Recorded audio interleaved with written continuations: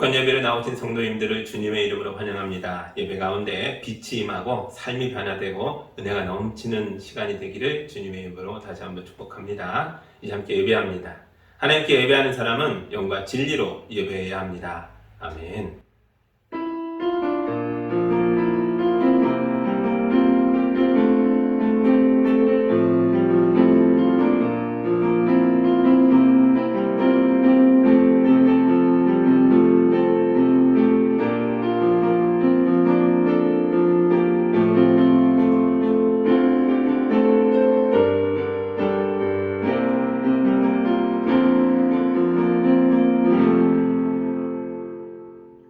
사랑의 하나님 아버지, 우리를 예배자로 불러주셔서 감사합니다. 겸손하게 주님 발 앞에 엎드린 성도들이 허리를 펴고 일어날 때에는 믿음의 용사로 일어나게 하여 주옵소서. 성도들을 괴롭히는 악한 세력이 있습니까? 우리의 찬송 소리에 악한 세력이 놀라 도망가게 하여 주옵소서. 주의 말씀이 등대처럼 빛나서 성도들이 가야 할 길을 환하게 밝혀 주옵소서. 예수님의 이름으로 기도합니다. 아멘. 찬송가 23장 함께 찬양하겠습니다.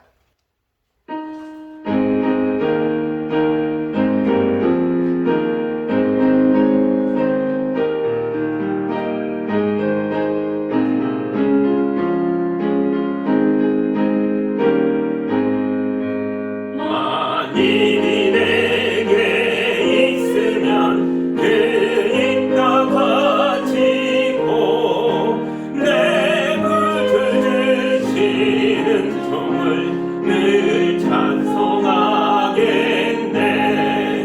내 은혜로신 하나님 날 도와주시고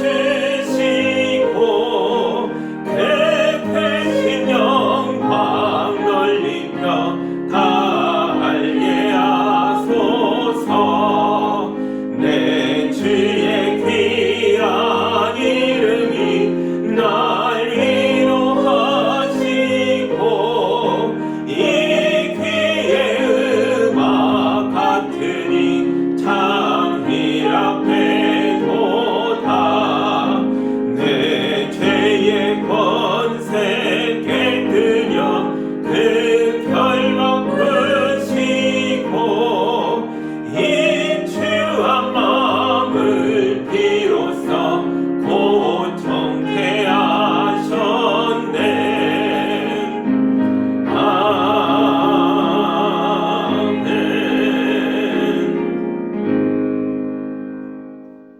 우리 한 주간의 삶을 돌아보며 주님 앞에 왔으나 온전하지 못했던 것들이 있다면, 주님 앞에 고백해야 할 것들이 있다면 이 시간 다 주님 앞에 아뢰고 용서받는 기도를 함께 드리겠습니다.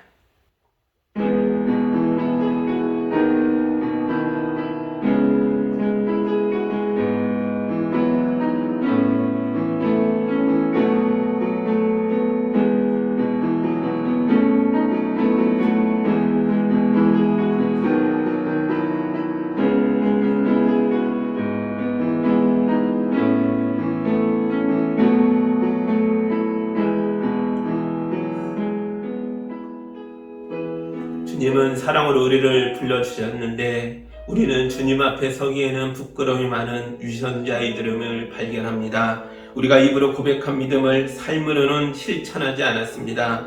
오랜만에 한자리에 모인 가족들을 뒤로 하고 차갑게 방문을 닫았습니다. 정성껏 차린 식탁 앞에서 입맛에 맞는 반찬이 없다고 투덜거렸습니다. 보고 싶어서 전화한 사람에게 바쁠 때 전화한다고 화를 내었습니다. 가족이기에 그래도 참아줄 걸 알기에 비열하게도 가족을 화풀이 대상으로 삼았습니다. 주여, 이제는 우리가 달라질 수 있도록 도와주시옵소서. 말씀을 순종하고 실천하여 가장 가까운 사람들로부터 사랑을 나누어주는 삶을 살게 하여 주옵소서. 예수님의 이름으로 기도하옵나이다. 아멘.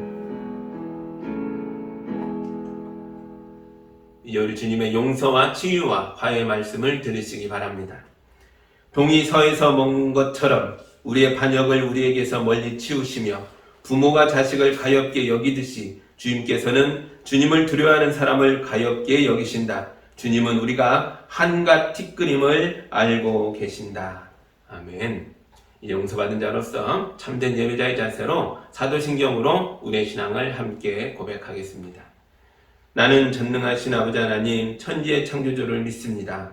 나는 그의 유일하신 아들 우리 주 예수 그리스도를 믿습니다. 그는 성령으로 잉태되어 동정녀 마리아에게서 나시고 본디오 빌라도에게 고난을 받아 십자가에 못 박혀 죽으시고 장사된 지 사흘 만에 죽은 자 가운데서 다시 살아나셨으며 하늘에 오르시어 전능하신 아버지 하나님 우편에 앉아 계시다가 거기로부터 살아있는 자와 죽은 자를 심판하러 오십니다. 나는 성령을 믿으며 거룩한 공교회와 성도의 교제와 죄를 용서받는 것과 몸의 부활과 영생을 믿습니다. 아멘. 찬송가 361장 함께 찬양하겠습니다.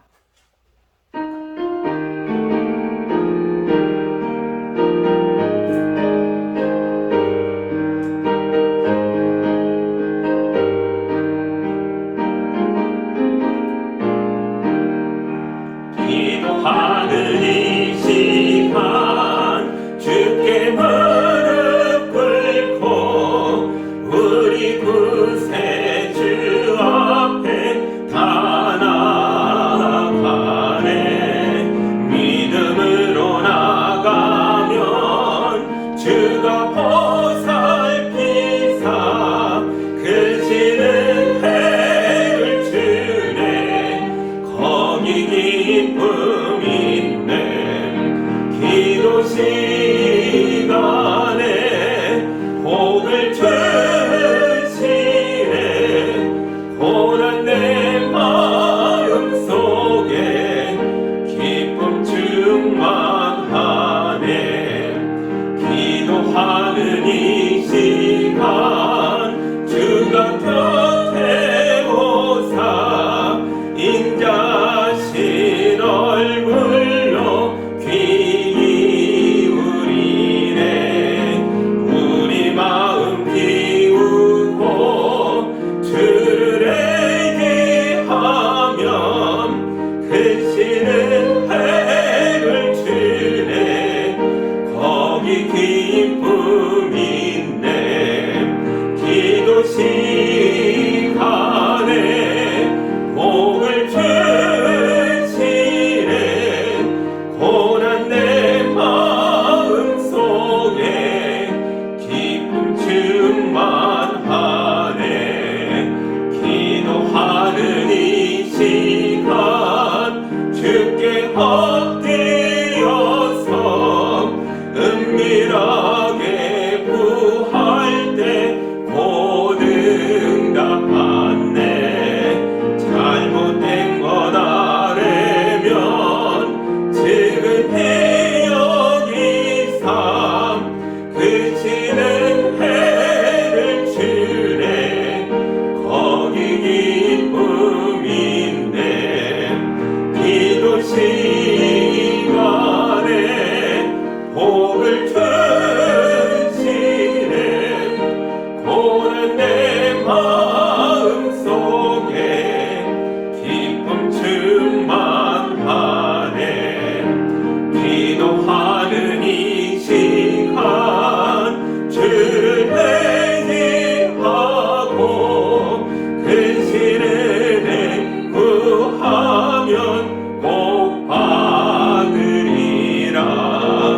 의지하는 마음에 근심 사라지고 근신은 해를 주네. 거기 기쁨 있네. 기도 시간에 복을 주시네. 고난 내 마음 속에 기쁨 충만하네. 우리 함께 기도합니다. 사랑의 하나님, 우리에게 예수의 몸으로 세워서 하나님의 은혜 가운데 모일 수 있는 교회를 허락하여 주시니 감사합니다. 연약한 우리가 이 험한 세상을 무엇으로 살겠습니까? 주의 말씀 붙들고 믿음으로 나아가 승리의 삶을 살도록 인도하여 주옵소서. 이 시간 성령으로 임하여 주셔서 우리 성도들이 거룩하게 변화하여 새로운 삶을 살 수 있도록 도와주시옵소서. 말씀을 들을 때에 우리의 비뚤어진 생각들이 사라지게 하여 주시고, 기도할 때에 마음의 고통이 사라지게 하여 주시고, 찬송할 때에 현실의 짓누름을 뚫고 일어나 하늘의 기쁨을 누리게 하여 주옵소서. 우리 성도들을 축복하셔서 하늘로부터 풍성한 은혜를 받아 가족과 이웃과 친구들에게 나누어주는 삶을 살도록 도와주시옵소서. 아픈 이를 위해 우리가 기도하고 있습니다. 주님, 주님의 거룩한 손으로 붙들어 주셔서 병이 고쳐지게 하여 주시고, 또 죄악에 빠진 이들을 붙드셔서 말씀으로 훈계하여 주시고, 현실의 벽에 부딪혀 좌절한 자녀들을 붙들어 주셔서 예수의 이름으로 뚫고 일어나 담대하게 세상의 파도를 넘게 하여 주옵소서. 우리 교회를 위해 충성하고 있는 이들을 기억하여 주옵소서. 여러모로 섬기고 있습니다. 헌신하고 있습니다. 성도들에게 풍성한 은혜로 갚아 주옵소서. 날마다 생각하고 행하는 일마다 주님이 동행하여 주셔서 믿음으로 악한 자들을 물리치고 모든 위험을 물러나가게 하는 역사를 체험하며 살 수 있도록 인도하여 주옵소서.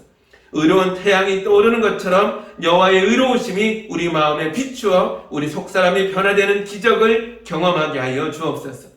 교회를 위해 맡겨진 직분을 귀하게 알고 성도들이 섬기고 애쓸 때에 우리 성도들의 가정마다 기쁨과 감사가 넘치게 하여 주옵소서. 이 시간 우리가 모여서 예배하든지 또 영상으로 예배하든지 우리가 예수 안에 하나가 되게 하셔서 하나님의 뜻을 이루어가는 겸손한 마음으로 승리의 삶을 살 수 있도록 인도하여 주옵소서. 모든 걸 주께 맡기오며 예수님의 이름으로 기도하옵나이다. 아멘.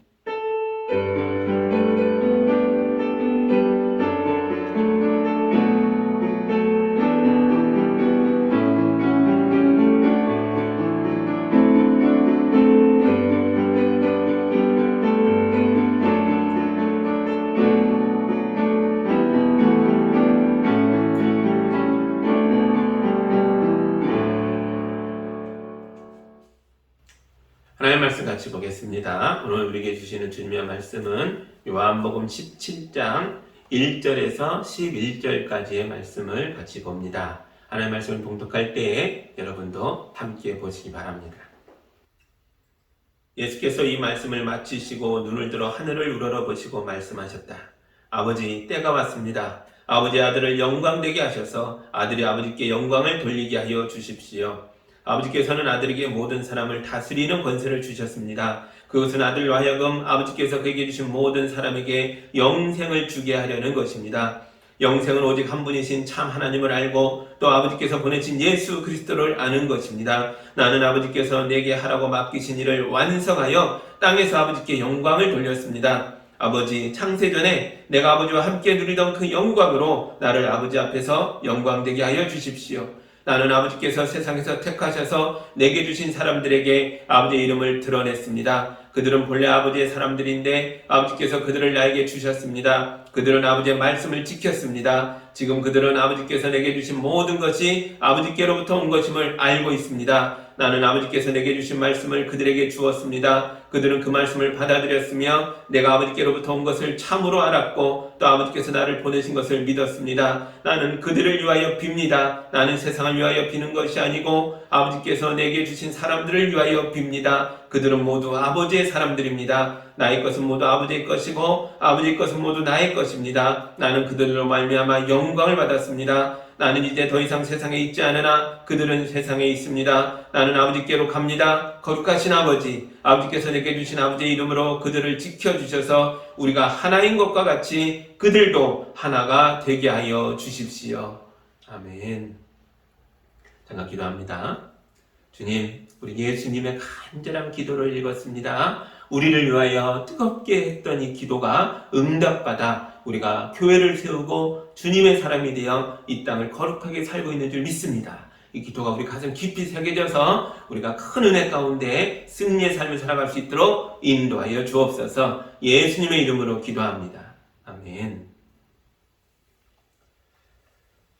저는 아침에 출근할 때 아내에게 아주 짧게 인사합니다. 갈게. 아주 간단한 인사를 합니다. 그거 안 해도 아주 짧게 손을 흔들죠. 이렇게 흔듭니다. 빨리 가라고. 사랑하는 사람들인데 왜 이렇게 작별 인사를 짧게 하죠? 왜냐하면 이별이 짧으니까요. 아침에 갔다가 저녁에 퇴근하면 다시 만나니까 거창한 작별 인사를 할 필요가 없는 거죠. 만약 길게 이별해야 하는 상황이 온다면 그때는 작별 인사도 길어질 겁니다. 예를 들어 아들이 군대를 가는데 군대 가는 아들에게 잘 가? 그리고 끝낼 수는 없잖아요. 자녀가 유학을 가거나 이민을 간다고 하는데 그래 빨리 가? 이렇게 끝낼 수는 없지 않습니까? 전날 밤이라도 함께 잠자리에 누워 손도 잡아주고 얼굴도 쓰담쓰담 해주면서 길게 작별 인사를 나누게 될 것입니다. 우리 예수님도 제자들과 이별의 인사를 길게 하셨죠. 무려 14장, 15장, 16장 3장에 걸쳐서 긴 작별 인사를 나누셨습니다. 예수님은 왜 이렇게 길게 말씀하셨을까요? 작별 인사의 길이는 이별의 아쉬움의 크기와 비례한다라는 걸 생각해 보십시오. 예수님은 제자들에 대한 사랑이 너무나 컸고 제자들과의 함께함이 너무 각별했기 때문에 이제 헤어지는 시간 자체가 힘드신 거죠. 그리고 하나님 나라로 가시면서 이 땅에 남겨지는 제자들에 대한 아쉬움과 안타까움이 가득하셨죠. 그것이 무려 3장에 걸친 작별 인사로 드러나고 있는 겁니다. 예수님의 사랑이 얼마나 컸는가, 그의 아쉬움이 얼마나 컸는가 하는 것을 여기서 볼 수 있죠. 16장 33절을 보겠습니다. 내가 이것을 너에게 말한 것은 너희가 내 안에서 평화를 얻게 하려는 것이다. 너희는 세상에서 환난을 당할 것이다. 그러나 용기를 내어라. 내가 세상을 이겼다. 아멘. 3장에 걸친 작별 인사의 결론이었습니다. 내가 너희와 이별 인사를 하는 건 너희에게 평화를 주기 위함이라는 거예요. 긴 작별 인사를 남기시는 것은 제자들의 슬픔과 불안을 누르고 없애주고 평화를 누리게 하려고 하셨다는 거죠. 또 뭡니까? 세상에 환난이 있음을 알게 하시려고요. 두려워하지 말라. 그것이 오는 것에 대해서 너무 놀라지 말라. 내가 겪은 환난을 너희도 겪는 게 당연하다. 알려주시려고요. 길게 말씀하셨죠. 또 마지막으로 뭐예요? 내가 이긴 승리를, 내가 세상을 이겼는데 이 승리에 너희를 동참하게 하겠다. 나의 이 승리를 너희와 나누겠다. 이걸 알려주신 거예요. 예수님은 작별 인사를 통해 여러 말씀을 하셨죠. 평안을 주시고 슬픔을 위로하시고 성령님을 보내겠다고 약속하시고 환난과 박해를 견딜 수 있는 용기를 불어넣어 주시고 그리고 마침내 자기가 이기는 이 세상에 대한 승리를 우리와 나누겠다라고 말씀하셨습니다. 이 마지막 작별 인사가 제자들 가슴 깊이 새겨졌겠죠. 그래서 예수 없는 세상을 살면서도 세상의 환난을 맞닥뜨려도 이 말씀을 예수의 인사를 끄집어내고 또 끄집어내요. 기억하고 또 기억하며 담대하게 힘과 용기를 회복할 수 있었을 것입니다. 그리고 예수님께서 제자들에게 하는 당부의 말씀을 다 마치고 나서 갑자기 하나님께 올리는 기도를 하고 계세요. 오늘 말씀이죠. 17장 1절 보시죠. 예수께서 이 말씀을 마치시고 눈을 들어 하늘을 우러러보시고 말씀하셨다. 아버지, 때가 왔습니다. 아버지의 아들을 영광되게 하셔서 아들이 아버지께 영광을 돌리게 하여 주십시오. 아멘.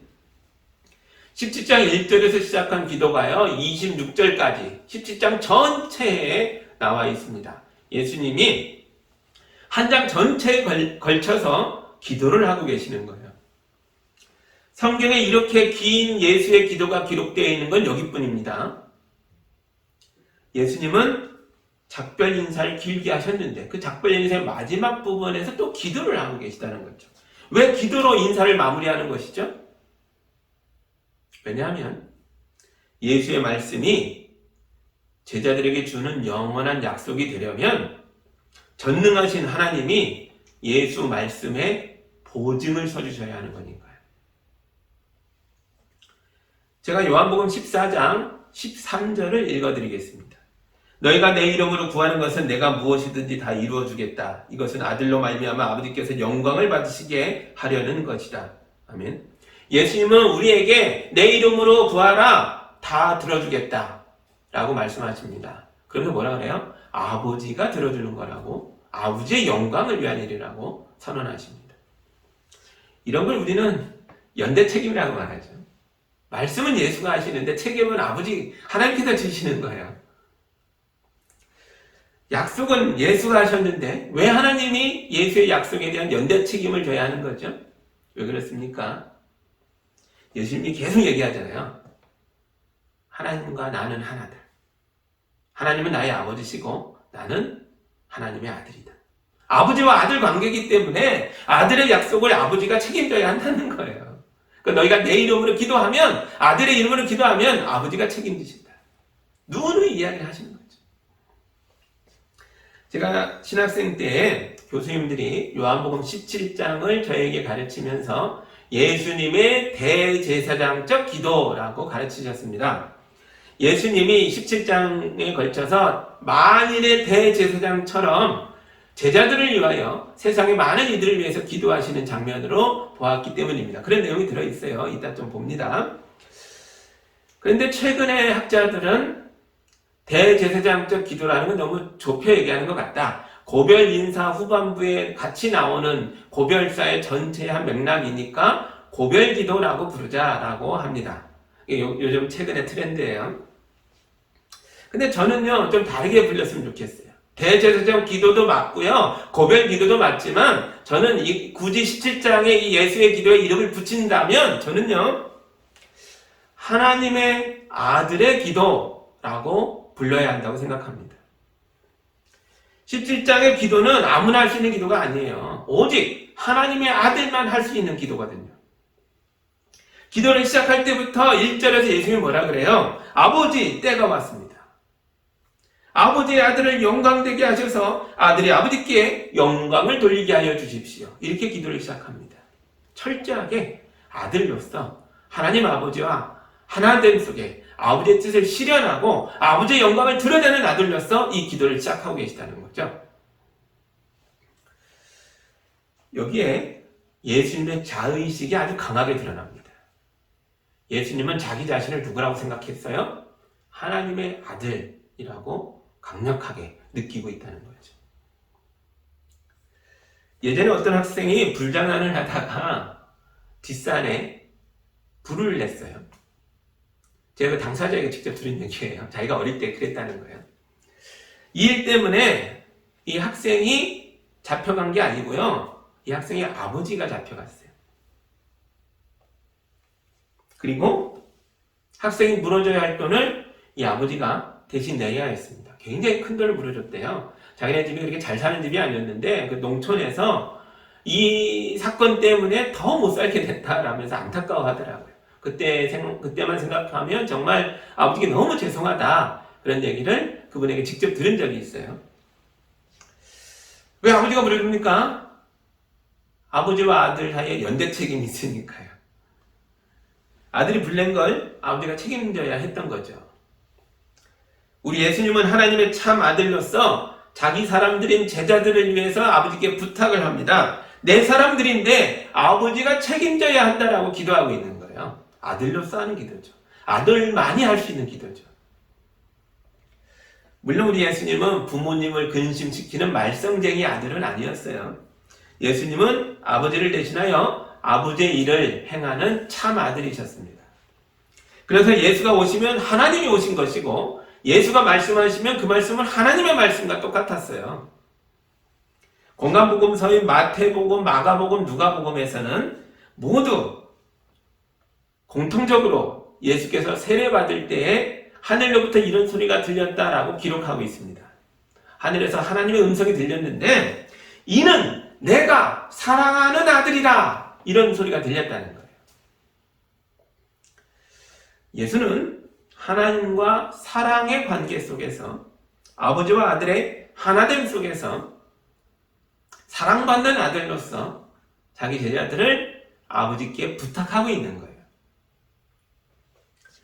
우리 예수님은 일생을 아버지께 헌신하고 충성하며 영광을 돌리는 아들로 사셨습니다. 그리고 드디어 아버지께 영광을 드리는 최후의 날이 온 거예요. 영광을 완성할 때가 온 거죠. 이때가 바로 십자가의 죽음을 의미하는 거겠죠. 지금 십자가를 바로 앞에 두고 제자들과 마지막 작별 인사를 하던 장면이니까요. 드디어 때가 왔습니다. 영광의 때가 왔습니다. 십자가죠. 근데 여러분, 좀 생각해 봐야 할 것 같아요. 아들의 죽음이 어떻게 아버지의 영광이 되겠습니까? 그런 아버지 보셨어요?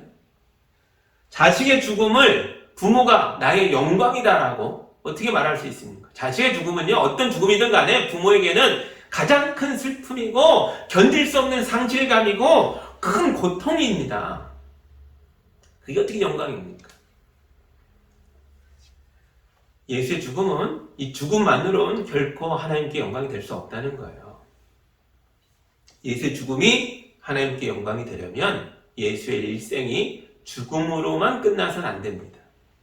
여러분, 아들의 죽음이 아버지께 영광이 되려면 죽었던 아들이 다시 살아나야 합니다. 우리 예수님은 십자가에서 죽으셨고 무덤에 들어가셨고 사흘의 시간을 머무셨다가 사흘 만에 부활하셨습니다. 그리고 제자들을 만나시고 우리와 함께 있다가 하늘로 올라가셔서 하나님 우편의 영광의 보좌에 앉으셨습니다. 그래서 죽음만이 아니라 죽음과 무덤과 부활과 하늘의 영광에 오르는 그 날까지 이 일련의 과정 전체가 하나님께 영광이 되는 것입니다. 이 모든 게 하나님께 영광이에요. 죽음의 시간을 가지고 예수님이 지금 체념하고 있지 않아요.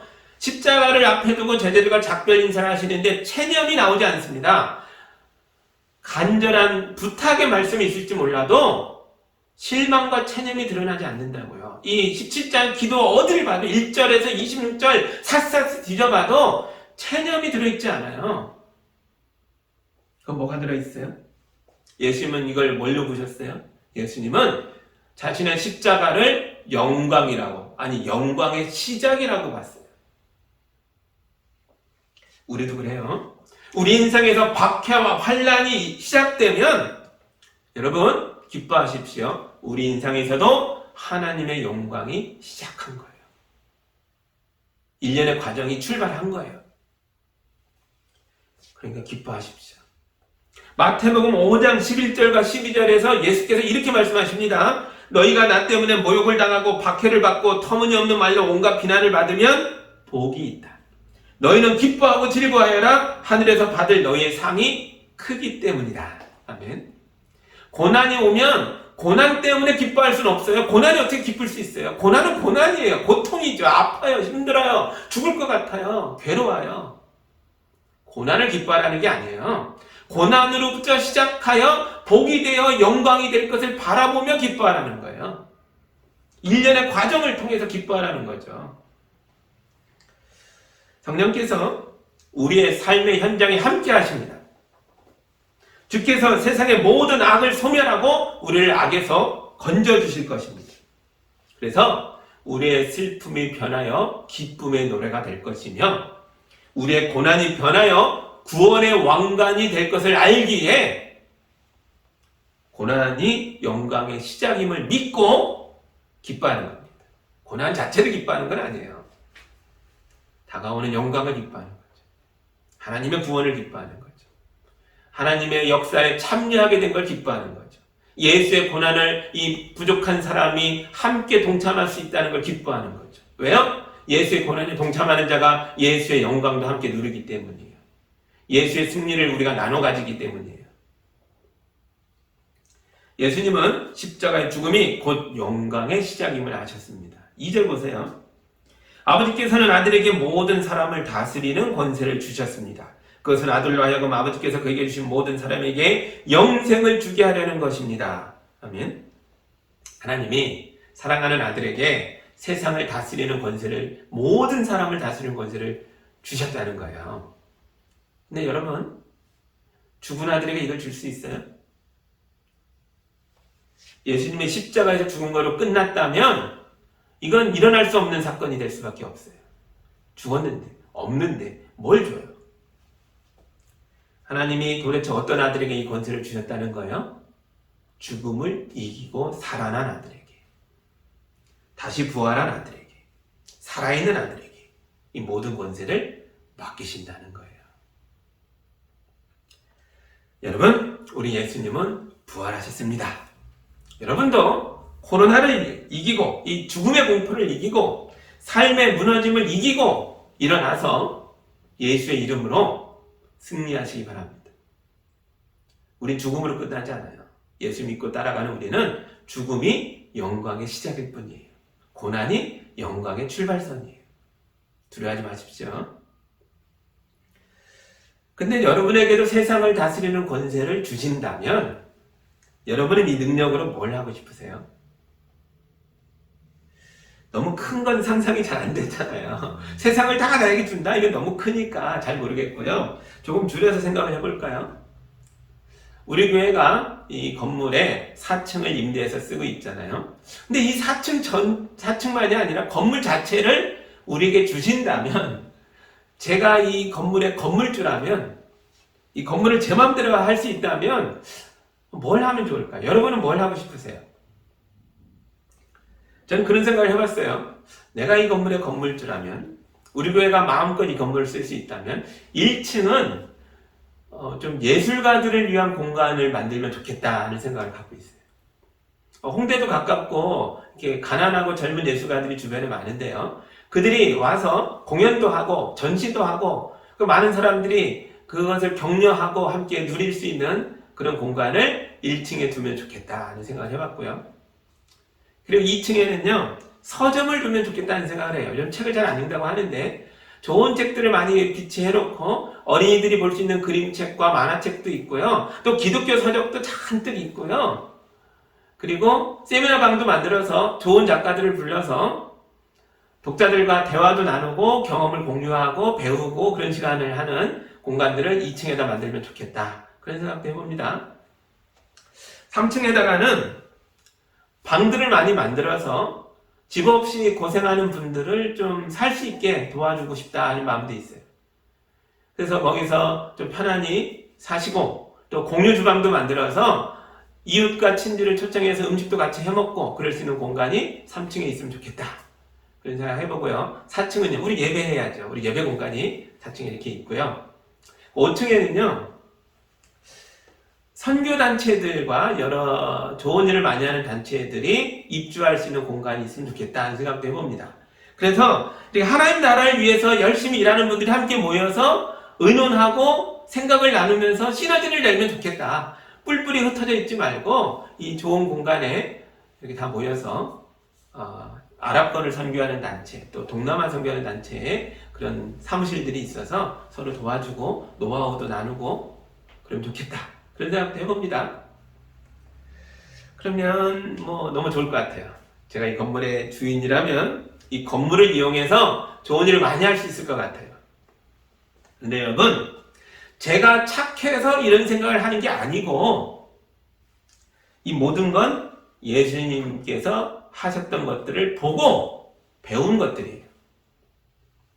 예수님은 아버지가 주신 놀라운 권세를 가지고 뭐라 그래요? 모든 사람들이 영생을 받게 하기를 원하신다라고 말씀하세요.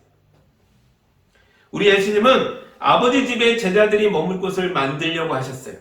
우리 예수님은 사람들을 하나님의 나라로 초청하려고 하세요. 그리고 우리 예수님은 그 모두에게 아버지 집에서 영원히 영생을 누리며 함께 거할 수 있게 하려고 하세요. 나는 이 한 건물 가지고 얘기하지만 우리 예수님은 하나님 나라를 가지고 얘기하고 계시다고요. 하나님 나라를 건설하고 만들고 장소를 만들고 머물 수 있게 해주고 우리 모두를 초청하겠다. 그들을 영생을 누리게 하겠다. 아버지 집에서 함께 기뻐하게 하겠다. 이게 예수님의 생각이셨어요. 엄청난 스케일을 가진 분이시죠. 근데 저는요, 이 건물의 건물주가 아니에요. 그래서 실망하나요? 아니요, 실망스럽지 않습니다. 왜냐하면 저는 이미 예수님의 이름으로 하나님 나라의 초청을 받은 몸이니까요. 우리는 예수님과 더불어 아버지 집에서 영원히 살게 될 것입니다. 그러므로 이 땅에 우리가 뭔가를 가지고 있다면 그걸 가지고 주를 위해서 잘 쓰면 돼요. 또 뭐가 없어도 실망할 게 아니고요. 하늘의 영광을 바라보며 기쁘게 살아가면 됩니다. 빌립보서 4장에서 바울 선교사님이 아주 멋진 신앙 고백을 하셨죠. 제가 읽어드릴게요. 나는 비천하게 살 줄도 알고 풍족하게 살 줄도 압니다. 배부르거나 굶주리거나 풍족하거나 궁핍하거나 그 어떤 경우에도 적응할 수 있는 비결을 배웠습니다. 나에게 능력을 주시는 분 안에서 나는 모든 것을 할 수 있습니다. 아멘. 놀라운 신앙 고백이죠. 예수님을 믿는 자들이 하는 고백입니다. 예수 안에서 가지면 가진 것으로, 없으면 없는 것으로 나는 하늘의 뜻을 행하며 주님과 더불어 기쁨 가운데 살아갑니다. 이 우리 그리스도인들의 정체성이에요. 여러분도 바울 선교사님처럼 이 땅에서 하나님이 허락하신 것을 마음껏 누리며 사시기 바랍니다. 우리 교회는 이 4층을 점유하고 있잖아요. 그러면 이걸 예수님처럼 잘 사용해서 가족과 이웃을 살리고 구원하는 일에 아름답게 사용하면 되는 거예요. 혹시 남들이 누리는 걸 나는 누리지 못한다고 해도 너무 실망하지 마시기 바랍니다. 우리에게는 예수님이 주시는 영생이 있어요. 우리에게는 예수님이 마련해 주신 아버지 집이 있어요. 하나님의 영광을 예수와 함께 영원히 누리게 될 것을 바라보시기 바랍니다. 예수님은 참 아들로서 하나님의 영광을 위해서 기도하고 계세요. 체념도 없지만 자신을 위한 기도도 없어요. 사실은 보면요. 앞부분은 하나님의 영광을 위해서 아들로서 하나님의 영광을 위해 하나님의 영광을 위해 계속 기도하시고요. 그리고 6절부터는요. 기도의 내용이 달라져요. 두 번째 기도는 제자들을 위해서 기도하고 계세요. 6절 보시죠. 나는 아버지께서 세상에서 택하셔서 내게 주신 사람들에게 아버지의 이름을 드러냈습니다. 그들은 본래 아버지의 사람들인데 아버지께서 그들을 나에게 주셨습니다. 그들은 아버지의 말씀을 지켰습니다. 아멘. 아버지께서 세상에서 나에게 주신 사람들, 내 사람들, 그들을 위해서 내가 기도한다는 거예요. 예수님에겐 자기 사람들이 있죠. 제자들이죠. 예수님은 이들을 택하셔서 제자 삼아 3년 동안 동거동락하며 아버지의 말씀으로 가르치셨어요. 그런데 이제 예수께서 십자가의 죽음을 통과하여 하늘의 영광으로 올라가셔야 합니다. 이제 이 땅에는 예수 없는 세상에 제자들만 남겨지게 됩니다. 물론 이들이 앞으로 잘 해나갈 걸 알고 계세요. 기대하고 계세요. 그래도 아직은 너무 연약하고 부족한 사람들이죠. 세상에 박해와 환란이 있을 텐데 그걸 통과해야 되는 게 너무 안타까운 거죠. 그래서 예수님은 자기 제자들을 아버지께 아들로서 내 친구들을 부탁합니다. 아버지께 부탁하는 거예요. 9절 보시죠. 나는 그들을 위하여 빕니다. 나는 세상을 위하여 비는 것이 아니고 아버지께서 내게 주신 사람들을 위하여 빕니다. 그들은 모두 아버지의 사람들입니다. 아멘. 예수께서 제자들을 위하여 하나님께 빌고 또 빕니다. 예수께서 제자들을 위해서 뭘 빌었을까요? 크게 한 두 가지 이상을 발견하는데요. 첫 번째는요. 제자들을 세상으로부터 특별히 악한 자들로부터 지켜달라고 빌었어요. 14절과 15절로 가시죠. 나는 그들에게 아버지의 말씀을 주었는데 세상이 그들을 미워하였습니다. 그것은 내가 세상에 속하여 있지 않은 것과 같이 그들도 세상에 속하여 있지 않기 때문입니다. 내가 아버지께 비는 것은 그들을 세상에서 데려가시는 것이 아니라 악한 자에게서 그들을 지켜주시는 것입니다. 아멘. 예수께서는 제자들을 악한 자들에게서 지켜달라고 아버지께 빌었습니다. 기도했어요. 예수님의 간절함이 느껴지시나요? 그래서 예수님은 우리의 중보자십니다. 그러니까 예전에 제 교수님들이 대제사장적 기도를 하고 이름을 붙이셨던 이유 중에 하나예요. 중보하신다. 대신 부탁하신다. 대제사장이 그런 일을 하는 거거든요. 백성을 대신하여 하나님 앞에 서는 거거든요. 예수께서 우리를 대신하여 제자들을 대신하여 아버지 앞에 서서 간절히 간청하고 대신 기도했다는 거예요. 우리가 악한 자들에게 시달릴 때에 때로는요 너무 외롭고 혼자 버려진 것처럼 느껴질 때가 있을 거예요. 그러나 스스로 그렇게 외롭게 느껴진다 할지라도 그건 감정이고요. 실제로는요, 우리는 버려진 게 아니에요. 혼자 외롭게 던져진 게 아니에요. 예수께서 우리를 위해 기도하고 계십니다. 사도행전 7장에 스데반 집사님이 순교하는 장면이 나오죠. 스데반 집사님이 유대인들이 던지는 돌에 맞아 죽어가고 있습니다. 그 고통스러운 순간에 집사님이 하늘을 쳐다보며 이렇게 외쳐요. 보십시오. 하늘이 열려있고 하나님의 오른쪽에 인자가 예수께서 서 계신 것이 보입니다. 스데반이 죽음의 처해에서 악한 자들의 돌을 맞는 그 고통 속에서도 하늘을 쳐다봤고, 우리 예수님도 17장 1절에 하늘을 보셨다 했죠. 스데반이 하늘을 봤고 예수를 본 거예요. 예수님이요, 하나님 우편에 보좌에 앉으신 분이 서 있다는 거예요. 서 있는 걸 봤다는 거예요. 왜 서 계시죠? 왜 서 있는지는 성경이 말해주지 않지만 우리가 짐작해 볼 수는 있죠. 이 스데반 집사님이 예수의 제자가 악한 자들에게 둘러싸여 돌에 맞아 죽어가고 있는 걸 보며 안타까워서 앉아서 볼 수가 없어서 일어나신 거죠.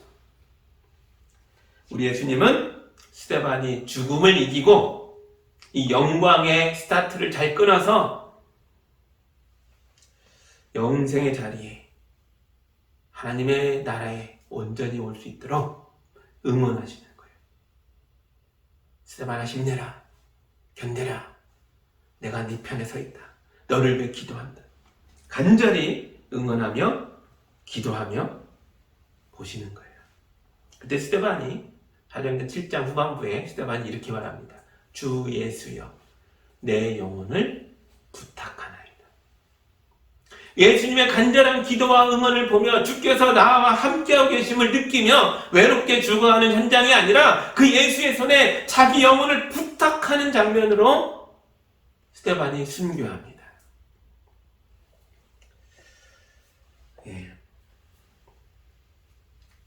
예수님이 간절히 우리의 고통을 보시며 기도하고 계세요. 아버지께 부탁하고 또 부탁합니다. 도와주십시오. 내 제자들을 도와주십시오.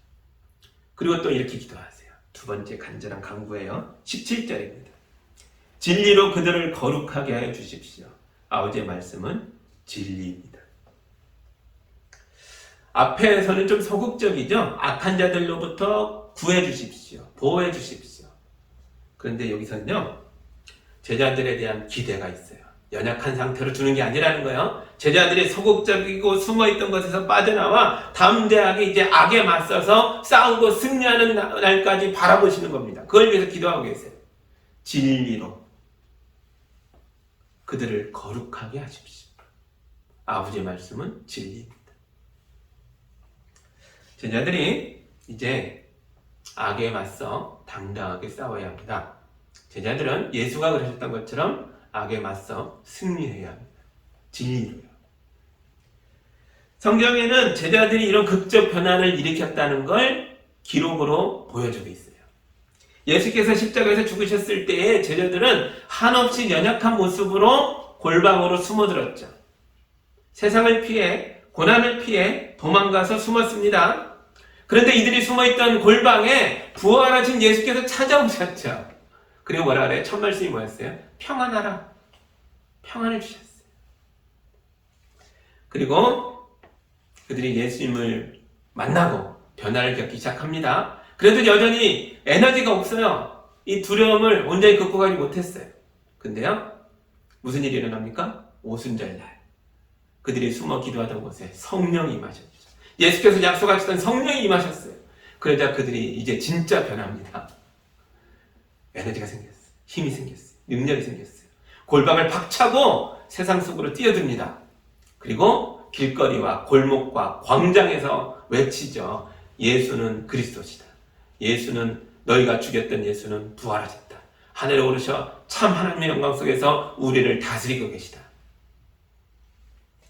그리고 그들이 변화를 일으켰을 때 이런 선포만으로 변화를 일으켰다는 게 아니에요. 삶이 송두리째 바뀌었어요. 그들은 모여서 교회를 세웠습니다. 그리고 많이 가진 자들은 자기의 집과 밭과 땅을 팔아서 교회에 헌신했고, 그걸 통해서요 가난한 자들을 살리기 시작합니다. 먹이고 입히고. 예수의 이름으로 세워진 교회를 통해서 하나님의 나라가 이 땅 가운데 임한 거예요. 예수님의 기도가 이루어지고 있습니다. 이제 예수님의 작별 기도의 마지막 부분이에요. 먼저 하나님 영광을 위해서 기도했고요. 제자들을 위해 기도했고요. 그리고 20절 보세요. 또 누군가를 위해 이렇게 기도하세요. 나는 이 사람들을 위해서만 비는 것이 아니고 이 사람들의 말을 듣고 나를 믿는 사람들을 위해서도 빕니다. 아멘. 이 사람들, 제자들, 이들만을 위해 비는 게 아니고요. 이 사람들을 통해서 이어지는 사람들. 뭐죠? 오늘날의 우리까지. 제자의 제자로 예수 믿고 교회를 세우고 하나님의 백성을 만들어 왔던 오늘날의 우리까지를 위하여 기도하신다는 거예요.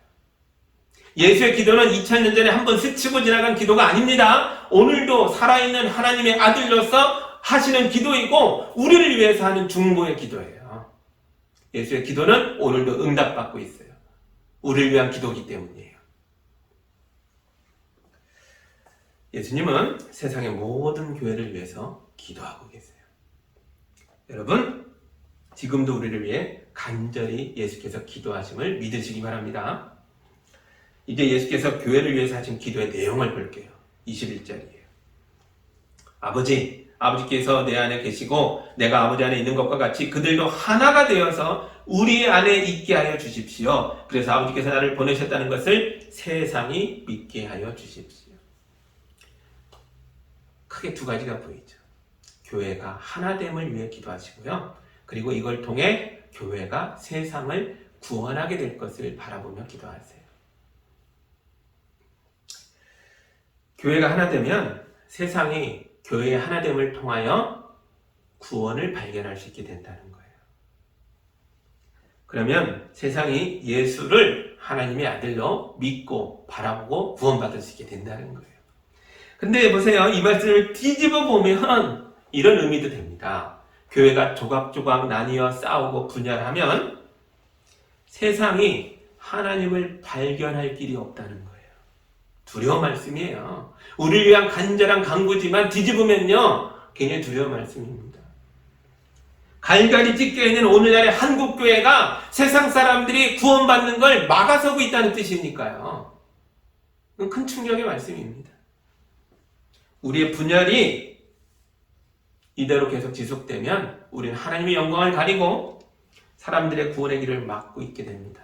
땅을 치고 회개해야 할 일이에요. 여러분, 우리 교회는 하나됨 속에 있습니까? 심각하게 우리 자신을 반성해 봐야 합니다. 우리 가정도 작은 교회죠. 여러분, 여러분의 가정은 하나됨 속에 있습니까? 우리가 복음을 전해도 구원의 역사가 일어나지 않는 이유가 여기에 있는 것일지도 몰라요.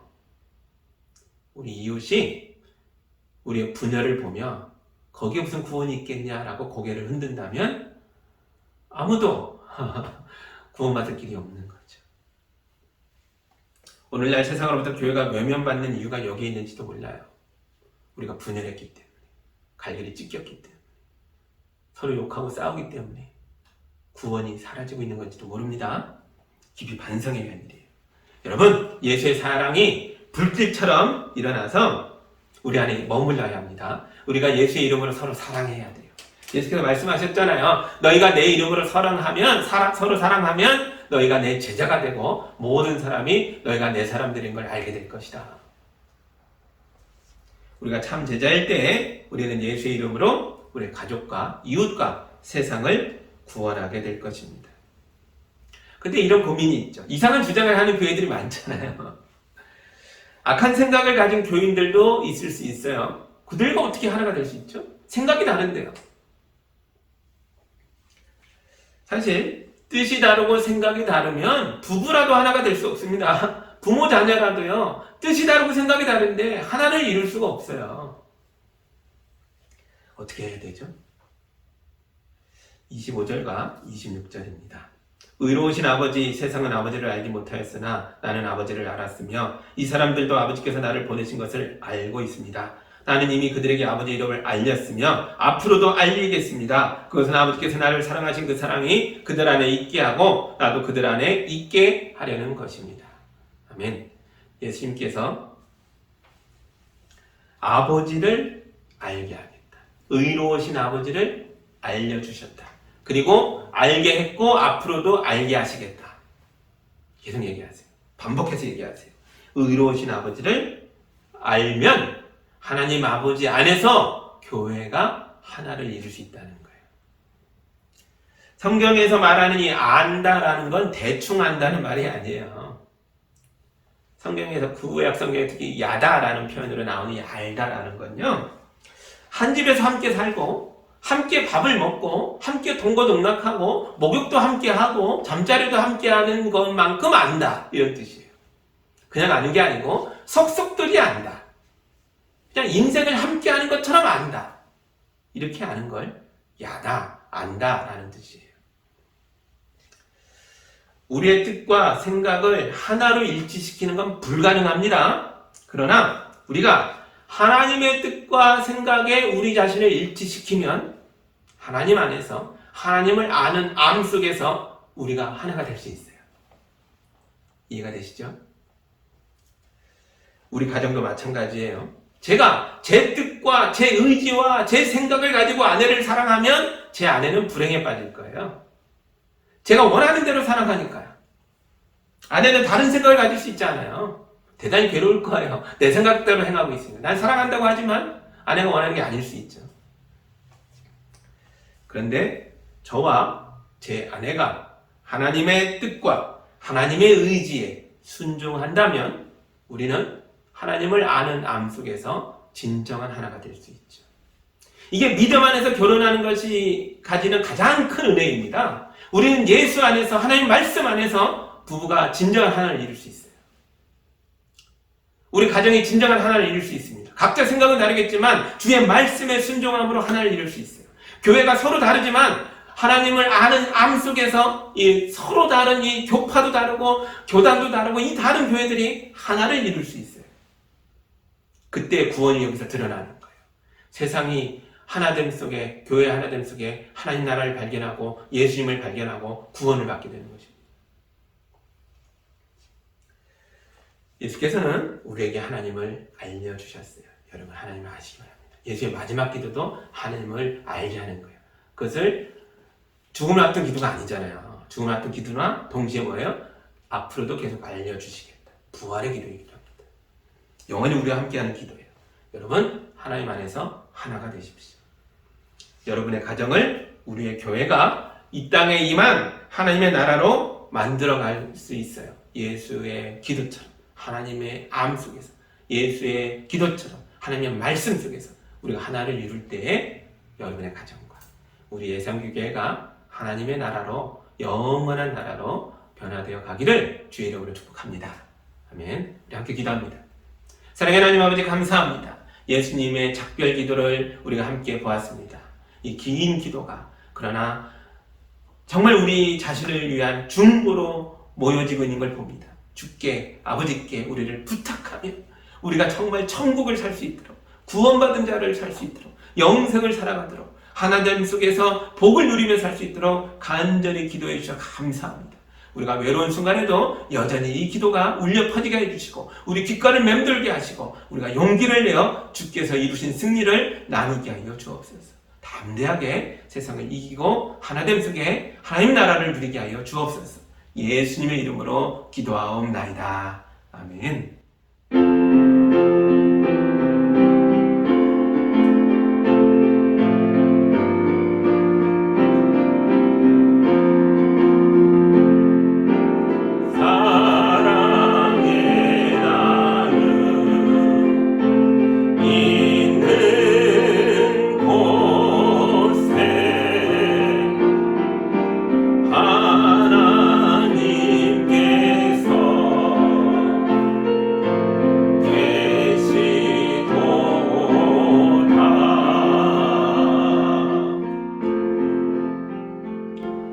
하나님 아버지 감사합니다. 우리에게 믿음을 주시고 영생에 대한 소망을 주시고 악에서 보호하여 주시고 담대하게 세상을 이기는 이김을 허락하여 주셔서 감사합니다. 우리가 이 기쁨의 고백을 담아 귀한 예물들을 올려드립니다. 영광 받아 주옵시고 주님 초대교회 성도들처럼 이 예물을 통해 주의 교회가 든든히 서지게 하여 주시고 우리 주변에 있는 어려운 이웃들을 잘 돌볼 수 있도록 하나님의 나라를 보여줄 수 있도록 도와주시옵소서. 우리 성도들이 물질만으로 사는 것이 아닙니다. 믿음으로 살 수 있도록 도와주시고 하나님을 아는 암 가운데 기쁨을 누리게 하여 주시고 가정과 또 삶의 모든 영역에 은혜가 풍성히 넘치도록 축복하여 주옵소서. 예수님의 이름으로 기도하옵나이다.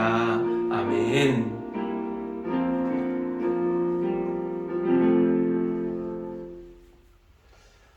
할렐루야. 또 한 주간도 은혜 가운데 살아가시기 바랍니다. 어려운 일 있어도 주님의 기도를 붙들고 주님이 나를 도우신다 믿고 담대하게 살 때에 예수께서 이기신 승리가 우리의 것이 될 줄 믿습니다. 또 잘 지내시고 또 승리의 고백을 함께 나누며 예배 가운데 만나기를 원합니다. 감사합니다. 이제 마지막 찬양 힘있게 부르고요. 세상 가운데 나아가겠습니다.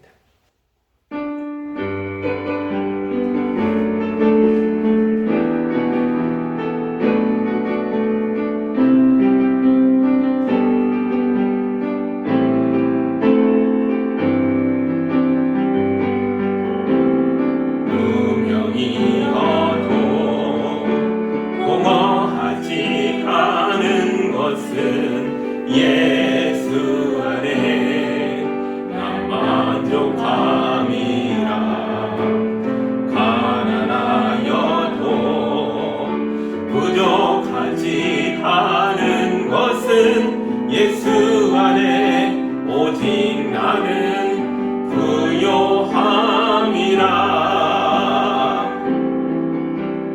고난 중에도 견뎌낼 수 있는 것은 주의 계획 믿기 때문이라.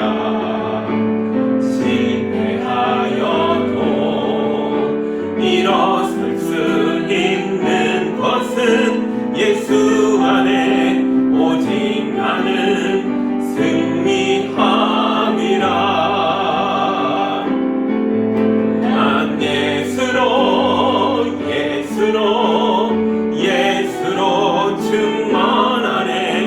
난 예수로 충만하네. 난 예수로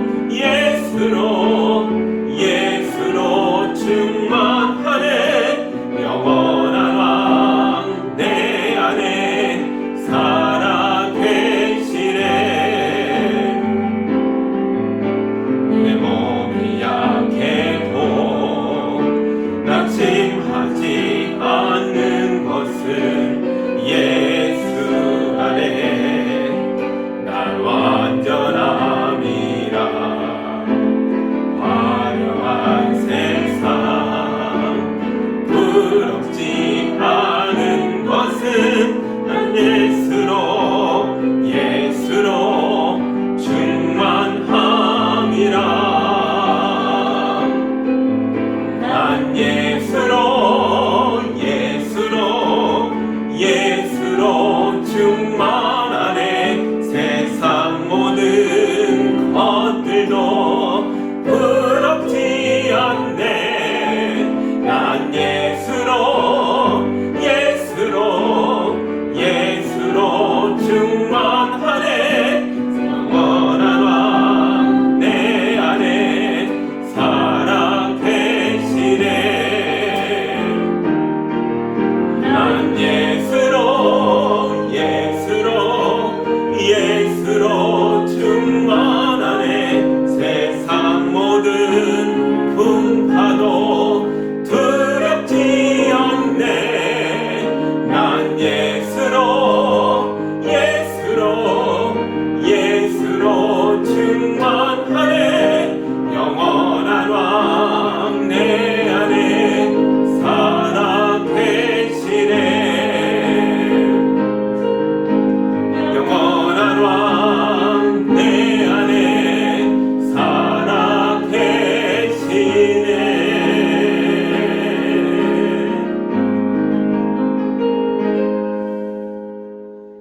이제는 우리의 중보자이신 예수 그리스도의 은혜와 하나님 아버지의 크신 사랑하심과 성령님의 인도하심과 교통하심이 주의 마지막 부탁의 말씀, 주의 간절한 기도를 마음속에 담고 예수님의 이기신 승리를 바라보며 영광으로 나아가는 성도들과 가정과 삶의 영역 위에 이제로부터 영까지 함께하기를 간절히 축원하옵나이다.